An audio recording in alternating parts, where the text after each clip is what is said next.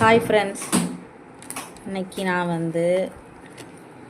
இது பார்த்தீங்கன்னாக்கா இது அதலக்கான் அப்படின்னு சொல்லுவாங்க. அதலைக்காய் இது கோவில்பட்டி அந்த மாதிரி ஏரியாக்களில் தான் இது நல்லா வளரும். மற்ற ஏரியாக்கள்லாம் இது வளராது. நான் இது வரைக்கும் ட்ரை பண்ணதில்லை. நேற்று தான் சூப்பர் மார்க்கெட் போகும்போது எனக்கு இது கிடச்சிது. இந்த காய் எப்படி டேஸ்ட்லாம் தெரில. இது நான் செய்ய போகிறேன். ஒரு 1/2 கிலோ வாங்கிட்டு வந்திருக்கிறேன் காய். இதை எப்படி செய்யலான்னு பார்க்கலாம். இது பாருங்கள், இது ஒரு 1/2 kg இருக்கும். குட்டி குட்டியாக பாவக்காய் மாதிரி குட்டி குட்டியாக இருக்குது. இது உள்ள விதை இருக்குது. இது அப்படியே 2 பக்கமும் கட் பண்ணிவிட்டு நல்லா அலசிட்டு அதுக்கப்புறம் தான் இதை குக் பண்ண போகிறோம். எப்படி பண்ணலான்னு பார்க்கலாம். பாருங்கள், இப்போ அதலக்காயை எடுத்து வச்சுருக்கோம். கட் பண்ணி க்ளீன் பண்ணி வச்சுருக்கோம். இதுக்கு சின்ன வெங்காயம் உரித்து வச்சுருக்கேன். 2 பூண்டு வச்சுருக்கேன். இந்த சின்ன வெங்காயத்தை நல்லா கட் பண்ணிவிட்டு அப்புறம் இப்போ செய்வோம்.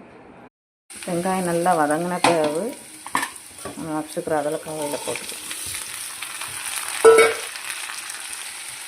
அதலக்காயை போட்டு நல்லா பரப்பி எடுத்துக்கலாம். அந்த எண்ணெயிலே அது நல்லா குக் ஆகணும். இது தண்ணிலாம் ஊற்றணும் அப்படிங்கிற அவசியம் இல்லை. இதிலேயே நல்லா பரப்பி எண்ணெயிலேயே அப்படியே பிரித்து வைக்கணும்.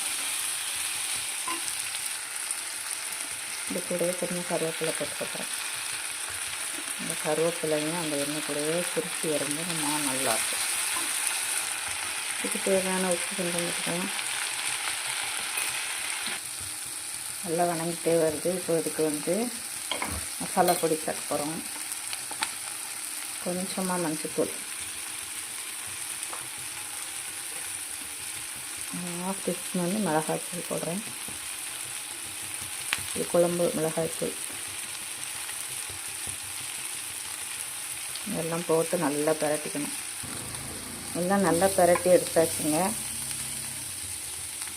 பாருங்கள், சுவையான அதலக்காய் பொரியல் ரெடி ஆயிடுச்சு. நம்மளோட சூடான அதலக்காய் பொரியல் ரெடி ஆயிடுச்சு.